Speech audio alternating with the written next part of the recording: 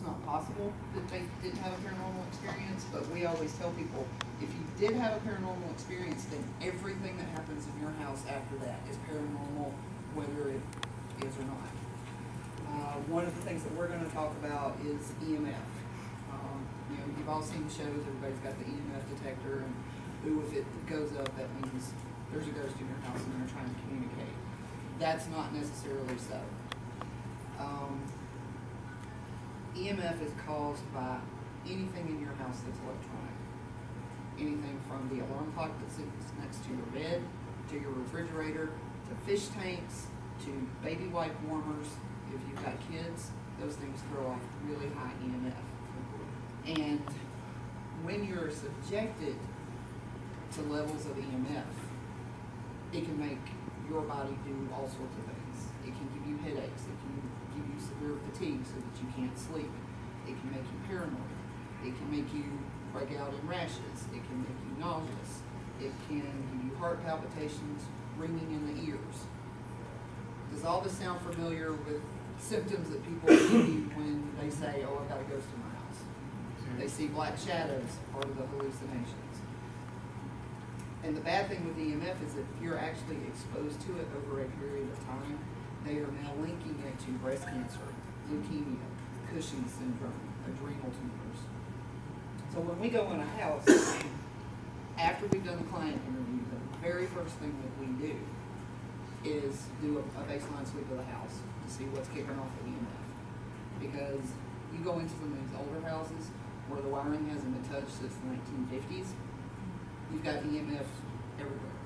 So we have to know where those spikes are so that if something does happen during an investigation, we'll know whether we need to pay attention to it or not. We have people that they'll say, well, when I'm laying in the bed, I hear things, or I see shadows in the room. First thing we do is check their alarm clock. We had a client that they just had a Walmart alarm clock. At the alarm clock, the EMF detector was saying it was a 60, which is pretty high. When you take the EMF detector out to where their head is laying in the pillow, it was still a 30. So they're still being affected with it. First thing we had them do, move the alarm clock. And guess what? They stopped seeing things, they stopped hearing things. The problem was solved, their house was not. Typical baselines when you go through a house, you should look in, 22, 23, 24. So when you get over that point marker, you know something's starting to bounce off. And if you get multiple things sitting in the room that are throwing off high EMF, it creates what's called a fear cage. Because you're getting bombarded by this EMF from every direction, and you don't really know which way to look. We had a client's house that had an old refrigerator. They had moved, but they turned it around to keep it, put a new one in the old spot. The back of that refrigerator was throwing over 200, which is off the chart for most EMF detectors. They had a fish tank sitting across the room that was throwing off 100. They had, I don't know what the other electric piece was, but it was throwing off an 80, and it's all right in the main living space of the house. Their child's bedroom downstairs had an old tube TV which throws off over 200. On his back wall was right next to the power meter on the outside, and it was radiating through the wall. So he's sitting in there all day playing his video games, and they wonder why he can't sleep at night. Because I think video games jacking him up, bombardment from the EMF for And why he seems to be sick all the time. So EMF can really explain a lot of things in a house. So when you get someplace new you move into, if you can check the EMF of the house before you get going, because old wiring on the walls will radiate through the entire house. And no, the EMF app for your phone will not. Yes. And a lot of meters that we use in the field, it's better, these apps come out, people go something with that, and they've got a K2 meter. Well, the thing is, your phone will cause the K2 to go nuts. So, we always turn the phones off, because it will drive instrumentation's crazy, and it won't be what you think it is or hope. We, just like with our team, we've got no problem if someone were to call us and say, could you come check this for us? As long as they weren't 3 hours away, I've got no problem getting in a car and going somewhere local to help. So if you think you might have a problem like that, contact a local team and say, you know, would you mind just coming and checking this out? Because, I mean, you're not gonna have an EMF detector when you come in the house. You got a question? Yeah, just a very quick question. You said you were measuring stuff from like 0.5 to 200, whatever. 200 what? Milligauss. Milligauss. Okay, It's a radiating measurement of energy. Usually you want to keep it real low. You know, everything is electrical, even, well, we throw off an energy field. Yeah, You can get make it natural, easier to if go you're off. around certain stones and materials, they'll throw off natural EMF. Most meters won't pick it up unless you got one that picks up natural EMF like this. And those are usually not as high. But you catch these people who live near like main power lines and stuff like that, their house is being bombarded from the outside. So, cell towers throw some, but they're usually not as bad as you think. You're not gonna pick it up in your house. And we don't use a K2 meter to do a baseline like that because it's not a digital. I mean, it goes It's in not as such sensitive. big increments, it can't tell us exactly what one particular thing is throwing off. So if we can tell you, move your alarm clock and you're gonna be able to sleep now, you're gonna be a lot happier than thinking that, you know, you've got that witching hour, 3 o'clock in the morning thing happening. We're doing a panel tomorrow on Paranormal 101, and we're gonna cover some of the different types of meters and go a little more in depth into that as well. So I encourage you to come to that. And also, correct me if I'm wrong, Clint, but didn't we had a case where, The sleepwalker. yeah, the sleepwalker, and it turns out that their bed was like, the headboard of their bed was touching the wall where their main line for their power line for their house was. So, Yeah, so their entrance cable came into the house right where their bed, the headboard was right against the wall, and it wasn't properly grounded. It was an older home, and the EMF radiating, like where your head would hit the pillow, was in the 150 range, 180, around in there, causing him to sleepwalk and have nightmares, very vivid dreams. And it only happened at this house, which was a vacation home, but at their regular place they lived at in Buckhead, never had any problems. They moved the bed and everything went back to normal. You guys got anything else on EMF or electrical? That's a Yeah, you thing. yes. yeah. And some of the other things that are in your home that can cause issues, even if your wiring is not old, faulty switches will radiate improper grounding. It's not going into the ground, it's radiating back into your house. Having too much stuff on one single circuit that's not strong enough to trip the breaker, but strong enough to get that overheat and really push out energy. Unshielded wiring, and surprisingly enough, something that was very popular, touch lamps. They're touch sensitive to turn them on and off. They radiate an EMF. So, And they're very good about going off by themselves. Yeah, I've seen them go off just because somebody closed the door and vibrated the it vibrates. table or whatever. My grandparents used to have them, they'd come on and off all the time. And then something else, if you've got lights that are shutting on and off, if you've got a faulty ground line or a faulty switch, and you walk past that, and it shakes the floor or the wall just enough, it'll cause that light to flicker on or flicker off. You know, people that get the compact fluorescence and stuff the bulbs won't make just right contact, they'll start flickering in and out, even if the bulb's brand new. If you didn't make that strong contact, it will. And even if you're in an old house, you know, when your air conditioner kicks on, if the wiring's not right, everything in the house goes, you know, and a lot of people just think, oh gosh, somebody's playing with the lights now. Did you ever? Yeah, so do you see problems more so with old homes or whatever versus new homes or? We had an investigation it was about a year and a half ago, where doing a place in Atlanta where they were renovating the whole home. And they were saying that they had lights coming on, off, and really weird stuff going on in their kitchen, but it was newly renovated. And so they were like, it's not our kitchen, you know, because our lights are coming on and off, there's something paranormal happening. We went in there with an EMF meter, and it was just off the charts. And so I always say, just because it's new doesn't mean it's necessarily correct. If somebody does it wrong, Yeah. you're going to do it Quality of wrong, the work and it's going to cost it. days. Especially homes back during the building boom before our big market crash, and a lot of the unskilled day laborers were installing stuff.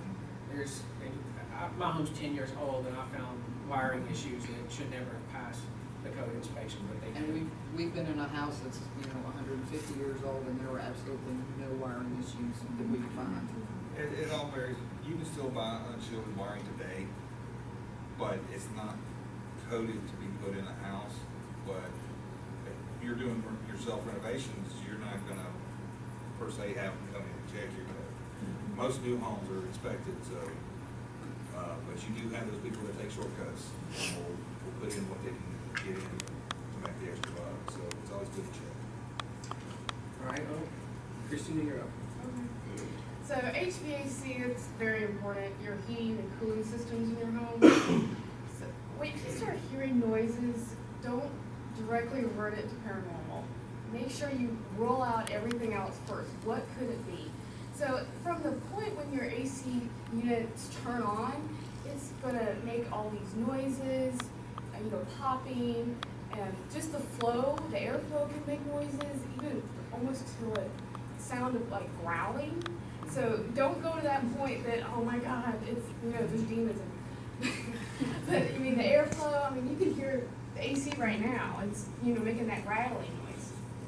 And also a big thing, we go into some places and people talk about the doors shutting and slamming, and they don't realize that check out, the air pressure in your home. If your AC's turning on and you got a door open over here, door open over here, that can slam those suckers like loud and scare the crap out of you. I've had it. Oh yeah. That's happened so many times in my apartment. Like every time our AC kicks on, our bedroom door when it's open, it kicks shut hard.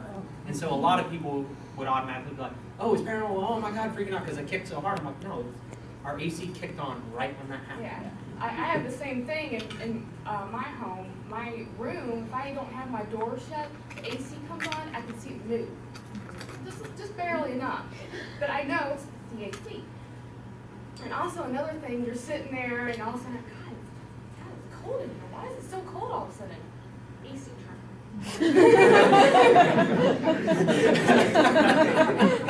I don't believe it. It's got to be a ghost. I'm not buying this AC nonsense. When we investigate, we try to eliminate a lot Yeah. of things, so we will turn off the HVAC system in a home so we can eliminate those problems. Yeah, we had this, one of our investigations, we had the same kind of problem. The lady was talking about, there's some cold spots in this room, and then we realized, well, the AC's like right there. And yeah, it was creating that draft. Or it could be even just improper insulation of a certain wall. Could create a situation where you have a cold spot or whatever because it's not insulating that area properly. And so you might want to look at, well, is it near an exterior wall? Because if that exterior wall is not, that certain section is insulated improperly, Well, it's, right there, your cold spot. I'm sure everybody, everybody's house, you've always got that one room that's colder than every other room in the house. And, when you start hearing things and they happen to be in that room or near that room, first thing your mind goes to, for some strange reason, is my house is haunted. And when you think about it, you're in the dead of summer, it's hot outside, you turn the AC on, you're making your house cold, you're gonna also make your house expand and contract, making more noises. So that's another thing to keep in mind when it comes to your HVAC. Yeah, drop stuff down your floor fans and not think about it until it kicks on and starts rattling. There's so many Especially Legos. Yeah, kids. Or animals. Which we'll talk about. Yes. All right, plumbing. Okay, so plumbing, this is a big one which we've quite a bit of experience with. This can even cause a lot of your issues. Because as you can see up there, water hammer. What that basically means is anybody have a sump pump in their basement or whatever. This happened to my parents actually, because I was a paranormal investigator when they bought their new house.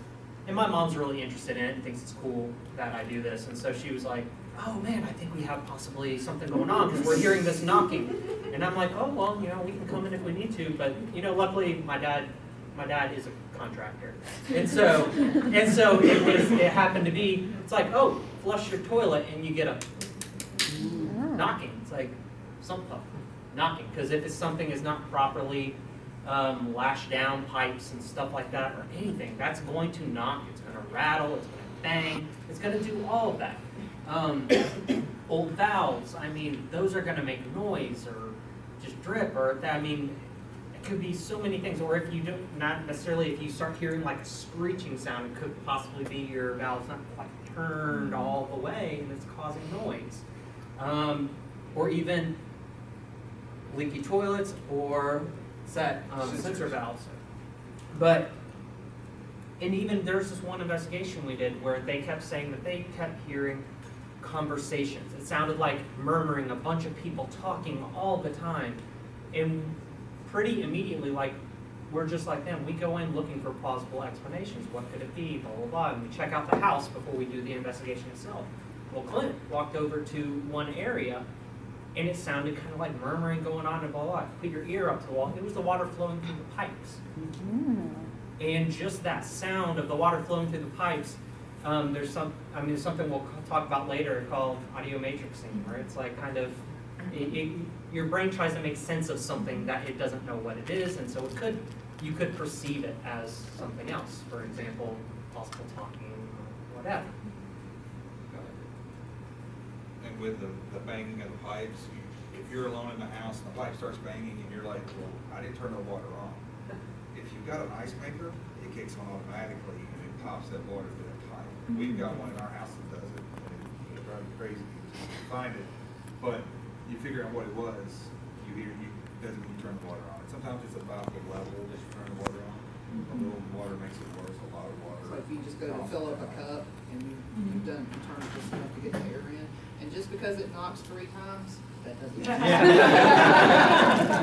It will be better. There's a pump on the air conditioner too that runs at weird times, and on the, it's not when the air conditioner's running, but I'll get like, It pulls the moisture out of the yeah, air. It's the yeah, condensate. yeah, yeah. And it could even, I forgot to mention, it's like just leaky valves can cause stuff to automatically kick on when you don't necessarily flush the toilet or do anything like that.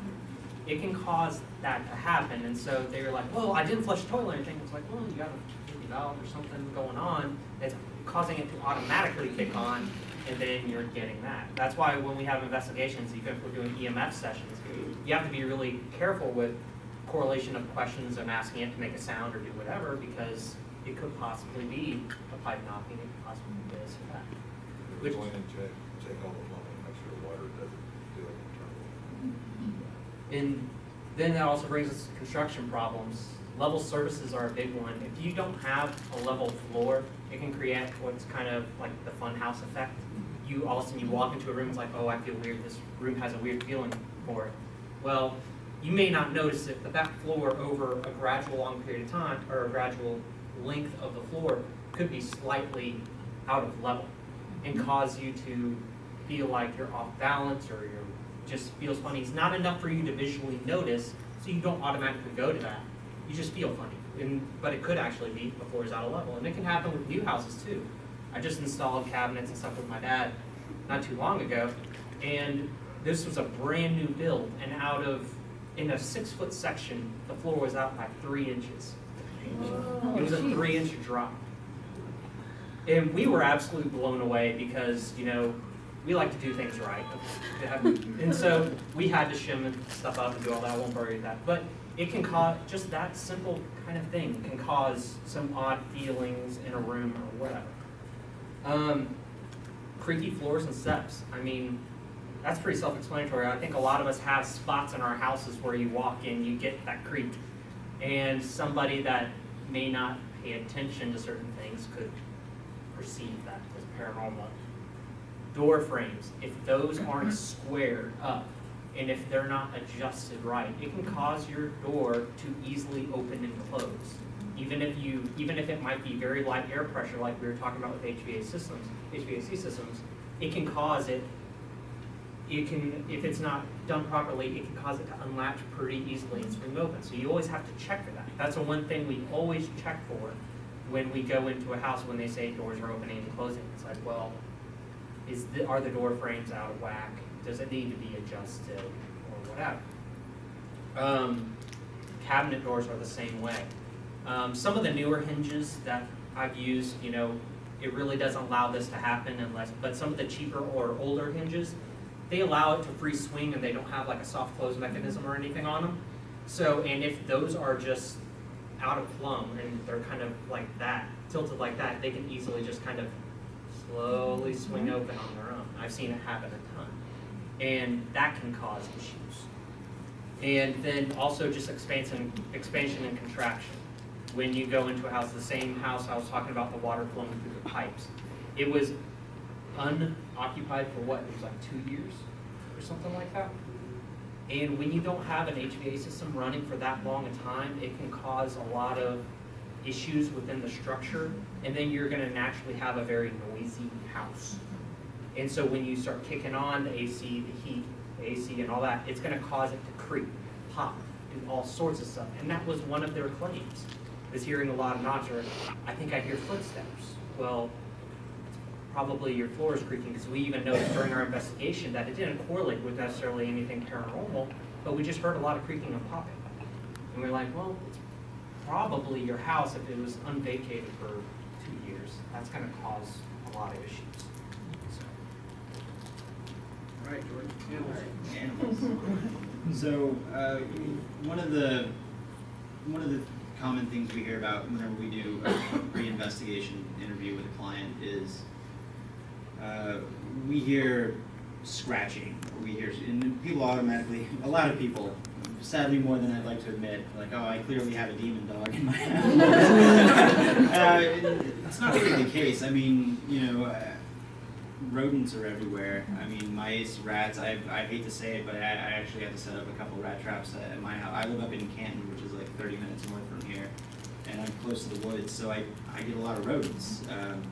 And that's, I mean, rats are just one of many. Squirrels are everywhere. You know, they dig in they fit into tiny holes and they dig around in your house, and raccoons as well. I know that they like to dig through trash cans, and so if you hear scratching, don't think that it's something out of the ordinary. It's probably just a rodent looking for some food. And if you do hear the scratching, I would highly recommend calling pest control, because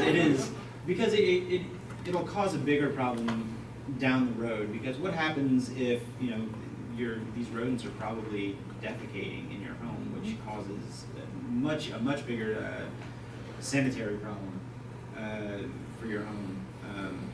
We've actually Yeah. caught rodents on our camera going over and it's like, Yeah. oh, Yeah. hey. What's your problem? Yeah. One dies, you got that phantom smell, Oh. you try and figure out what it is. Oh. Speaking of phantom smells. Well, I didn't talk about pets yet, but okay. But I mean, so we'll segue. So Yeah. just kind of a show of hands, how many people here have pets? Like dogs, cats, anything with legs, or not, if you have snakes, I guess. One of the things we also get, and it's a common experience when people smell something out of the ordinary, where they might smell a person's cologne and they don't have any cologne in the house or perfume, etc., etc. They come across these phantom smells or clairnaudience. When we go in to investigate, we kind of keep, I'd say keep eyes out, but I guess we're keeping a nose out. etc., etc. We also, let's see, we also kind of keep track of outside smells. If we're in a neighborhood, client's home, there, somebody 2 doors down might be having a grill out, and the smell of the barbecue is coming over. That could potentially, contaminate your investigation area. Or make you really hungry. Yeah. So outside smells and cooking. Outside smells can also be something like sewage leaking into the house as well. Like, oh, I'm smelling something very rotten in here, and automatically somebody thinks it's evil or demonic in nature. No, your sewage is probably backing up in the street. You need to call the city to have that fixed. Jordan, don't forget about if somebody smoked a cigar in a house for 50 years. Yeah, absolutely. Yeah, smoke is over the wall. Yeah. I mean, you can easily tell when you walk in the light, especially for cigars. Because cigar smoke is so thick and distinct. Like, if you walk into how many people have walked into a cigar store and you just immediately smell cigar? Yeah, it's the same thing. On the street. Yeah, same thing. And whenever we go in to investigate, we also try to keep ourselves free of any kind of extra extra scents. So we don't wear cologne. I mean, obviously we'll wear deodorant because we're not going to go in and stink the place up. But we don't put on any kind of body spray or cologne because, again, that's something that could contaminate a personal experience if somebody does experience a legit phantom smell.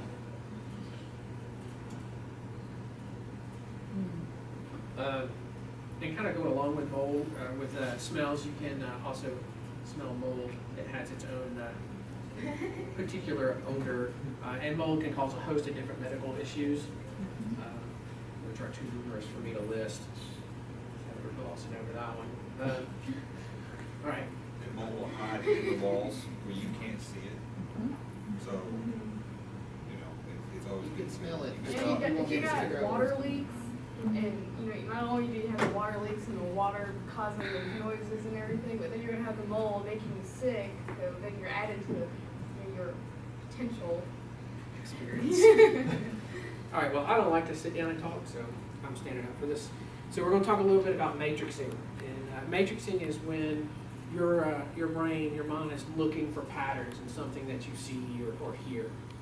And so there's auditory matrixing, things you hear. So you hear the vent rattle, maybe it sounds.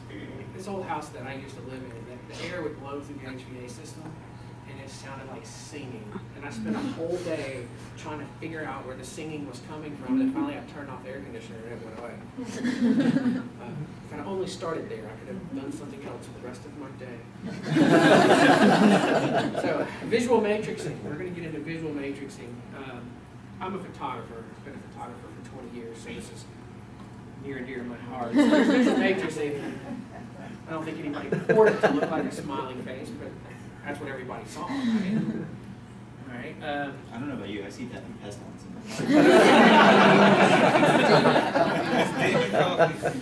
All right, so in this one, here's another example of visual matrixing. What do you guys see here? It's like a skull? Yeah, all it is just the sheen on the floor is different in one spot than it is another, and the light coming through here reflecting off the floor. It's nobody painted a skull on there or anything. It just, our mind tries to make it something we recognize or a pattern that we see, and so that's what it's like Jesus on a piece of toast.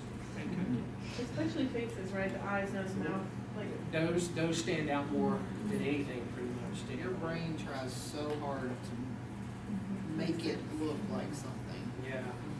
So here's some issues with photography. Everybody that investigates that I know of usually carries a camera. One of the things we do is we photograph an entire location before we even start investigating, before we go dark. So there's a variety of things that can happen while you take a picture that can appear paranormal. So we're going to go over a few of these things. Lens flare. All right, this is not a J.J. Abrams picture. Somebody was going to make the joke. Yeah. I figured I'd just go ahead and do it. Lens flare is when the sunlight's reflecting off the lens of the camera, that front lens element, and causes those kind of marks and streaks and that kind of thing. Camera straps. I don't use a camera strap on my camera that attaches on the top. I use a sling strap that screws into the tripod socket on the bottom, so it's just one strap. So when I pick up the camera, the strap's not in my way any way I turn it. But that happens a lot. We've had people send us pictures like this, and that's your camera strap. Your finger. Who has I put my finger in front of me. And so what this is that's actually the light from the flash bouncing off the finger and back to the lens or the film plate. Hair. So you have long hair, you go out in the wind, and it looks like a big bright streak. Well, they're flash fired, and the light from the flash reflects off of the hair back onto the film plane or the digital sensor and creates that. All right, this is a big one. People talk about orbs. They take pictures and they think that they're seeing orbs in something. Well, a lot of times what you're seeing is a bug. And here's what different types of bugs look like. You mentioned fairies, you'll see the one that looks just like one. Fairy, on the yeah. bottom row. Yeah. So that's definitely Tinkerbell. we pretty much discount all orbs on our team as either dust or bugs, and we've caught plenty of these. And when we set up night vision cameras, you can see these things fly by. And I don't care how clean your house is, something's gonna fly by there. Your breath. Everybody's gone out on a cold morning or been out on a cold night, and you exhale and you can see that kind of steam. So your breath can cause that. Smoke can cause it. Fog, any kind of vapor, yeah, the sewers, all that. And so when the light reflects off of it and your flash fires, comes back in, hits the film plane, then you get something that looks ghost-like, I guess. Double exposure. This mostly goes back to the days of film. Everybody know what film is?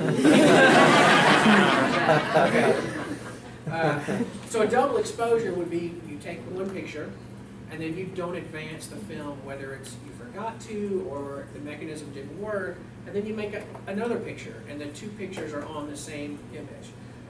Some high-end digital cameras actually do this now, but you have to go through a whole bunch of settings to get it to do a double exposure. So that's not as big a problem as it used to be, but it can still occur if there's a malfunction. In particular with like the little point shoot digital cameras, I find those to be problematic with that. Or if you've got somebody that's, trying to give you proof and they're bringing up pictures they took 20 years ago to show you that this ghost has been following them since they were 7 years old. Yeah. We still see a lot of film pictures, even though they're not actually being produced now, with clients trying to give them to them as evidence. Slow shutter speed. This one's my favorite. I Yeah. love this one. So what has happened here, somebody's taken a picture and they've left the shutter. The shutter opens and closes and it lets lets light into the film plate. And the longer it is open, the more motion that it will capture. You've all seen the waterfall pictures that have all the mist from a waterfall running. The shutter's been open for at least a second or so for that. This was probably about a 30th of a second, or even slower. And so this person's just walking down the beach, and however long their foot was right here, the rest of them blurred as they were taking a step. So that's what that is. That's not a speed or a specter. All right, here we go. This is a big topic. A lot of people go crazy over orbs. I've only seen one orb in 8 years that I believe was a true orb, and I've never seen a photograph of a true orb. The one I really saw was it popped up out of the floor, a little ball of blue light popped up out of the floor in somebody's kitchen and shot off through the wall. Orbs emit their own light. They don't reflect light. And this clearly showed light as it was. In 47 years, I've seen one, and it basically did the same thing. And I was the only one in the room who saw it. There were 3 other people in the room, and I was the only one that saw it come in and disappear. Yeah, you don't see a lot of real orbs. This is a speck of dust. So what happens is the dust floats around, flies somewhere in front of the camera, and light reflects off that speck of dust when you fire your flash, and it goes back in and hits the film plane, and it's exposed this way. Depending on the distance to the lens and the distance between the film plane and the lens, it can magnify it and make it look large because it's really close to the front element of the lens a lot of times. And pieces of dust have texture. If you look at a speck of dust through a microscope, it's not smooth and round like a ball. It's going to be rough. And so that's what gives a lot of the texture in here. So we talked about matrixing, right? Well, a lot of people will take these pictures of orbs, look at it, and say, there's a face in there. It's an angel, it's a demon, whatever. Because that matrixing has taken over, and they're starting to see faces and orbs. And God help us if it's actually colors. Oh, yeah. Yeah, and different specks of dust can be different colors too, depending on what and moisture in the air and all that. There's a whole chart. This one's starting to get a little red down here. There's a whole chart that goes around the internet that tells you what the different colors of orbs supposedly mean, and not one description on there says it's because of what the particle is. When light reflects off of it, if the light reflection causes the rainbow effect, your eyes are going to see whatever the reflection is. So this is just another picture with orbs in the cemetery. But because that's a cemetery, that has to, they Well, all you see have a to girl's be face. ghosts. You know what though? Here's the thing. Live people don't hang out in cemeteries all the Well, a few people. Larry, Out Larry. cemeteries. I do. You know, I just don't feel like you're gonna find spirits in a cemetery. I mean, occasionally you do, I guess, but isn't it obvious? This was courtesy of Shannon here. Isn't this obvious? This is a floating dead person. You know? Tree hugger is mine. Oh, my favorite. Also, This one, courtesy of yes, Shannon. this is my absolute favorite. Yeah, this is just something that's running around the internet. Everybody's thinking of what different orbs are. It's a cute little joke. The thing is, orbs have become so prevalent in photography now. When you had film, you really didn't see it. Digital Yeah. sensors are so sensitive to this stuff. Camera companies have started putting in their manuals why you get orbs. Yeah. It's true. I think the media has kind of just blew up the whole orb thing. I mean, 99.9% is not dust, it's water vapor. And the media has just made it just, because that's all we get is like, hey, can you look at this photograph? I think there's some orbs in here. I've had friends that I just can't convince otherwise. They say, no, I see, we get orbs all over stuff, and I'm like, it's dust, it's moisture, don't worry about it. And they just won't, they're just not convinced. They just refuse to believe that it's anything. And that's at the point, you know, I'm just like, no, all right, whatever. You're not going to believe me, whatever. If it's a true orb, you're going to see it with your naked eye. You don't Yeah. camera catch. Right. All right, so what we like to do is we like to look for the practical cause of an event before just assuming that it's a paranormal event. Hence the reason we look at things like construction, the plumbing, you know, if somebody's got a picture of something, we analyze it to look and see what the natural cause for it would be. All right, so we are going to open up the floor now for any questions. Sir. All right, yes, sir.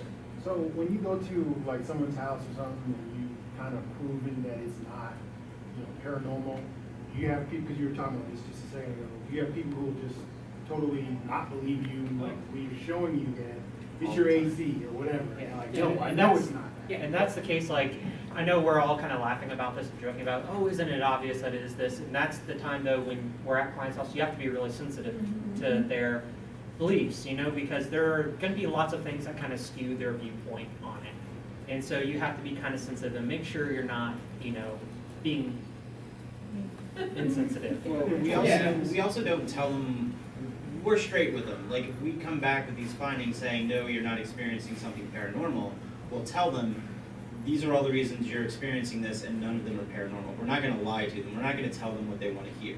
Yeah. The problem therein lies that they might get mad at us for not telling them what they wanted to hear and turn to another group who will tell them what they want Yeah, to hear. it pays to be honest, but you still need to be sensitive.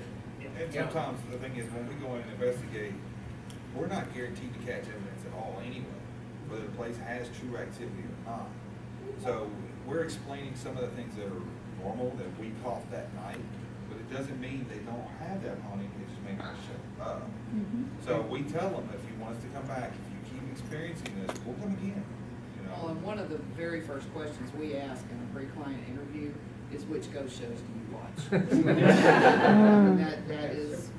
that is like at the top of the list, because we, as investigators, we have to know what we're up against and what these people So when you believe. say ghost shows, you mean fiction shows, not? Ghost hunters. Oh, okay. Ghost So we're not hunters, looking yes, at- every Yeah. paranormal show there is. We also look at the DVD collection. And If it's on display, we don't go digging for it. Yeah. We don't go digging for it. Like, we will go, hey, wait a minute. But if they're all sitting out on the shelf, like with their books and DVDs, and you can start looking, we've had a couple of clients who really just, it's literally all in their head, and then you go and you peruse their digital library of all their DVDs and all their books, and it's all horror books on ghosts and hauntings and everything, and nothing going on in the place.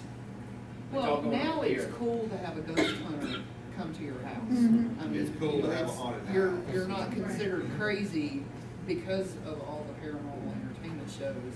You know, it's really cool to call somebody up and try to tell them, we got this stuff going on in the house. But yet when we show up, or start with this big long list of questions, you know, they realize, well, that's not how they do that on TV. TV don't show you everything. Yeah, I've had a coworker that said, oh man, I want to see a video of what you guys do during an investigation, I just flat went, no, you don't. It'll be the most boring video you've ever seen in your life. You must have trouble sleeping. Yeah. When it comes to investigating too, you catch every ghost show has everybody doing everything they do at night, besides maybe the walkthroughs. Hauntings happen 24/7. If you're having more activity during the day, we'll come in during the day. Yeah, it doesn't have to matter. be 3 o'clock in the morning. You know, they do a lot of that at night because things show up better because you don't have as much contamination. You don't have lights on, they call shadows. You don't have more as dramatic. much traffic. It gives you the more dramatic feel too. You get that IR. And Zach looks better shirtless in the dark. And to kind of piggyback off what David was saying, you know, a lot of people always ask, well, why do people experience stuff at night more so during the day? And the real answer is like, stuff happens when it happens. It can happen all during the day. You just experience it at night because you have a 9-to-5 job and you're at home at night. So Yeah, you're more at rest. Your brain's not running through everything. You're just sitting there relaxed. Things are quieter in the evening. You're just sitting around. So you're noticing more things that happen. Your house cools down and you catch the popping in the evening. That gives you your creaks, your pops. Or you're gonna be sleeping, you can be like, oh, that's just my head. Yeah, Like, you lose things to blame it on. But you just gotta pay attention to every day. If it's the same thing every day at the same time, maybe something's happening. Any other questions? Sir? Yeah, not too long ago, I read a book called The Resonance Key. Apparently there was. I don't mean to laugh at you, but the author of that book is sitting in this room. Oh.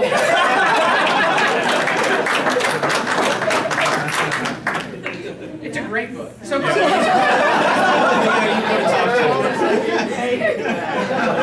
didn't. I swear he didn't. But anyways, like I said, I mean. Go on with your question. Anyways, like I said, I mean, of course, in the book, it mentions that another quote besides EMF fields and all that is infrasound. I mean, it's no secret that sound vibrations within the infrasonic range, which is sound below the range of human hearing, causes humans basically to see and hear things that aren't there, headaches, nausea, and stuff like that. Because apparently in the book, he mentions, I think it was the founder of Radio Shack. His employees reported that they were seeing and hearing strange things, but then he did his own investigation, discovered that sound vibrations coming from a newly installed fan was the culprit. And once I think the fan was removed, it was just removed or something, or changed. They just got rid of it. Then all of a sudden the haunting stopped, and apparently there were other studies done. Like in supposedly haunted locations where they took measurements and they did discover sound vibrations within the infrasonic range. So my question is, do any of you all actually try to detect for sound vibrations in the infrasonic range? So that could be another culprit for supposedly paranormal stuff, which really isn't paranormal. You're right, it can. Personally, our team, we don't have the equipment to detect for that. I was gonna say, that's the next piece that they have to be working on. Yeah, some of those, the proper equipment can be pretty pricey, and we are self-funded. We don't get paid for investigations. We buy all our own gear and everything ourselves. But I have actually experienced that in several locations, that low-frequency noise. I'm a retired fireman, and one of the places that I went to one time for a fire, it was I don't know if it's still the HP building, but it was a Hewlett-Packard building in Metro Atlanta, and their basement is set up so that it's all banks of batteries. And when you walk in the room, at least because I'm sensitive to it, I started to feel nauseous and get a headache, and I couldn't stay in there because of all those batteries and the electrical current and everything. There was just a low frequency noise. You couldn't really hear it, but you could feel it, kind of thing. So It's like when you can hear the power lines. Those as well. Somebody else in the back had a question? Oh, Larry. No, I was just curious, what do you guys believe you're investigating? Do you think you're investigating dead people? What is your beliefs, I guess, behind what it is that you're investigating? I think we all have like different Yeah, perspectives on it, Yeah, but I'm curious what each one of you believe. personally, I am trying to figure that out. Like, if somebody brought me to me tomorrow and said, there is a perfectly scientific explanation for all of this, and I can prove it, and here it is, I'd be like, okay, cool, great. Like, if somebody came and was able to prove, oh, it is spirits, it's dead people, I'd be like, cool, great. Like, I just want to know the answer. That's just about it. Whatever that answer is, I just want to know what it is, and so that's just what I'm trying to figure out. Personally, I feel that there are multiple planes of existence, and I think of layers, like a layer cake type, and that, you know, when we die, then our energy just goes to a different layer, because it's, well, you talk about resonance, key, and frequency and vibration, and your energy changes, and so it vibrates at a different frequency, you know, maybe when you die, it's just a guess.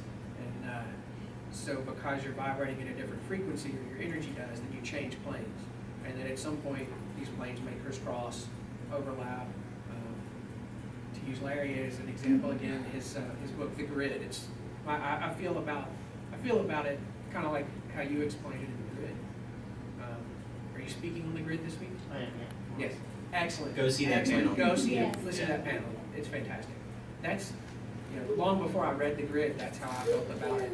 And you put it into words in The Grid that I couldn't articulate.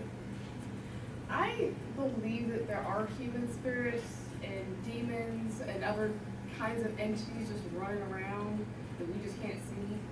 Whether you can actually have an imprint of spirits on a location, I'm not, I mean, I need like Jeremy was saying, I need the evidence and proof for that. I mean, for those hauntings, I almost feel like it's the spirit's actual soul just replaying their own lives. They don't really feel like they're dead, so they just keep going on with their normal daily lives. And that's how I feel about it. I mean, even though I said I'm trying to figure it out, I do believe I have encountered possible spirits, you know, but I don't know how that's being projected or whatever. I don't know what that is. So. I don't believe everyone's soul just sits here on earth, because I had an experience when my grandfather passed away. I wasn't present, but the way my father described it, he was in hospice, he was sitting up, he was just talking, and he was gone. I know for a fact he ain't hearing. He was ready to go. You just kind of can tell with those individuals if they're sticking around or not. I mean, you look at some of these hauntings, you know the history that, oh, there was a violent murder, violent death, they were young, they weren't ready to go. Yeah, they're still attached, they're gonna hang around. I mean, I hate to give such maybe a cliche answer, but I don't know. I don't know. I mean, I hate to say it, but it's called the unknown for a reason. And so I don't know about it, but I think that's also where the interest comes in. I always tell people, and we'll talk about this a little bit in our panel tomorrow, that there's a difference between a ghost hunter and a paranormal investigator. Amen. And a ghost hunter, the term hunter implies that you're doing something for sport. You're going out for fun. Whereas if you're a paranormal investigator, you're more interested in the inquiry side of things. You're more interested in the hows, the whys, the whats, all of these scientific questions. And that's kind of where I am. I don't know what we're looking for. It could be a ghost. It could be a time slip. It could, who knows? It could literally be anything that's under the umbrella of paranormal. But that's why I investigate the paranormal. That's to find out. Personally, I believe everything is a demon.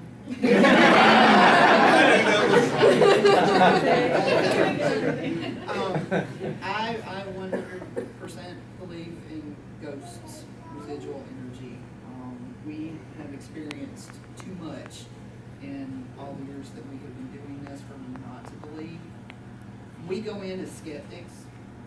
We're going to do our level best to prove it's not something paranormal before we even start looking at the paranormal stuff. When we agree to take on an investigation, I do weeks of research before we even start. I'm also known as the paranormal genealogist, if any of y'all come across that on the internet. I do historical research as far back on the location as I can get, so that I've got people's names, I can do many genealogies, so that we've got really good information to go in and do EVP questions. So, that actually means something to whatever might be there, so we're not just sitting there going in the dark. Can you knock on the wall? Tell us your name. you know, we can ask questions. You know, if I came to your house for dinner, you're gonna be much more inclined to communicate with me if I can tell you that, oh, I know your grandfather used to have to go in an outhouse and change clothes when he was working in the field. Oh, yeah. But, yeah, you're gonna wanna talk to me more if I can even call you by name, you know, if I think that's what it is. So I gather as much information on the investigative side before we go. And then we go in and, you know, we have gone into places where we've told them, no, you don't have any ghosts.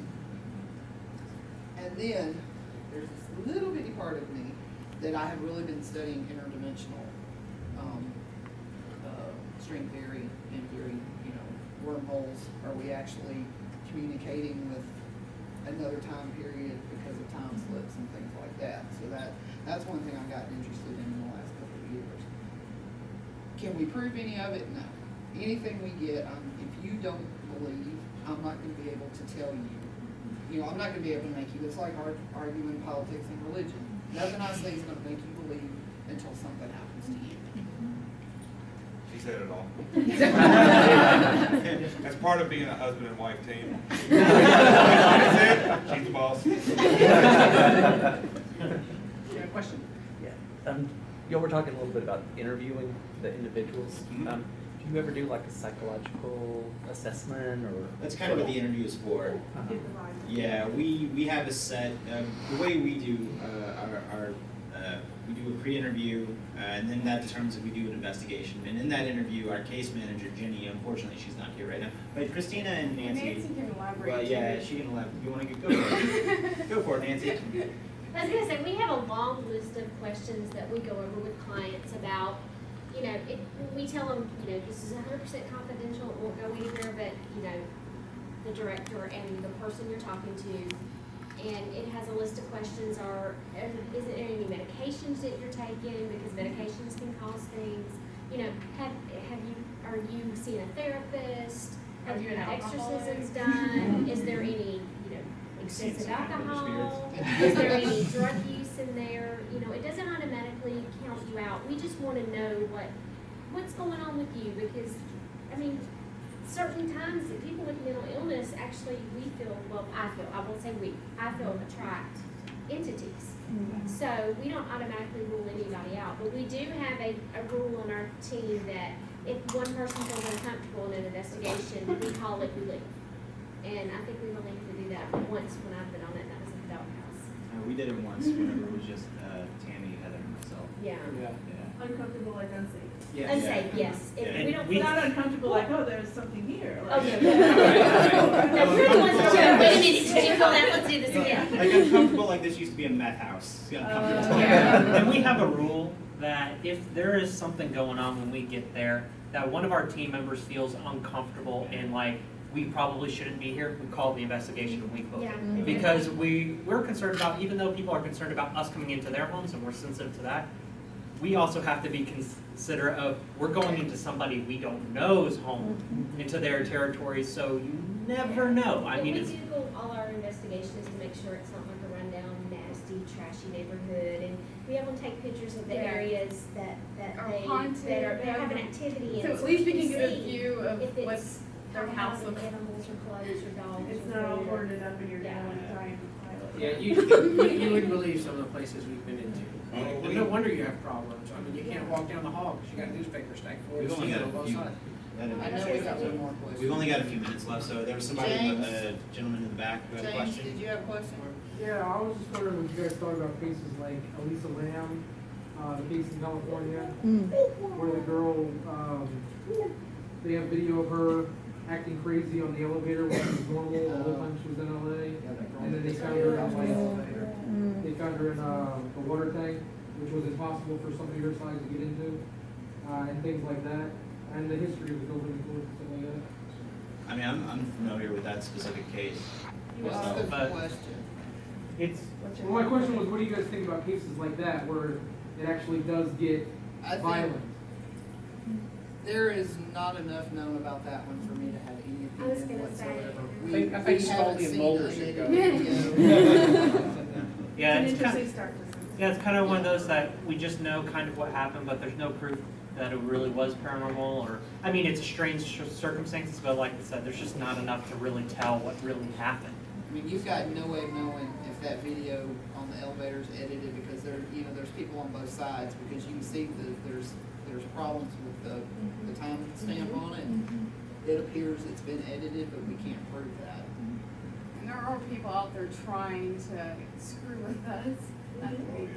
They'll like show us pictures and, you know, videos like, oh, this is paranormal, and they actually Photoshop it. Well, I was gonna say, there's actually an app now on the phone that you can make your pictures look like there's an entity in it, so. Somebody else had a question earlier, like, yes, sir. Yeah, that's up to what I was gonna ask, like, how difficult is it for, like, because of the technology nowadays, where people are altering videos and pictures and everything, like, is it really difficult for you to determine if it's real, say? Depends on how good they are at Photoshop. In general, if somebody sends us an image and I look at the metadata to see, you know, when the file was created and all that kind of stuff. And I prefer a raw image as opposed to a JPEG or a TIFF, because if it's a JPEG or a TIFF, then somebody else has probably messed with it or something. It's, Well, and when you watch video, we do a lot of frame by frame, because when they clip it, there's that instant-second that you can catch something that, oh, okay, you've inserted this, or you've edited this in, so.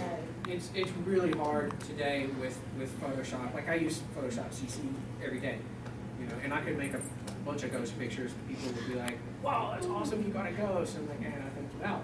That's the good thing about us. That's not We my use that character, so. technology. They didn't make it to prove it's fake. Yeah, You know. I mean, you can pick it apart. In our It 12 takes a years while, though. together, we have only one time caught something in a picture that we will say, we think it is. I think we have one more question in the back, sir. That was my question, was how many fakes do you get? How often do you get somebody who's Every trying day. to? Every day. Case All day, picture, every day. Every day. Yeah. I get pictures. Multiple times. Oh, I a day. took this picture at this house, and, you know. And most of the time, there were things that we talked about in here, like whether it was orbs or hair or camera strap or a So finger. by fake, I meant fraudulent. Like Oh, trying- well, yeah. Actual fraudulent? We haven't had one in a while. No, we have. It was We that have. hand one. That's right, the hand one. Yeah. Yeah, it's more likely for us to get somebody that's trying to pass something off on us as it is for somebody who's legitimately having a problem. Yeah. Because like I said, it's cool to have ghost hunters come to your house now.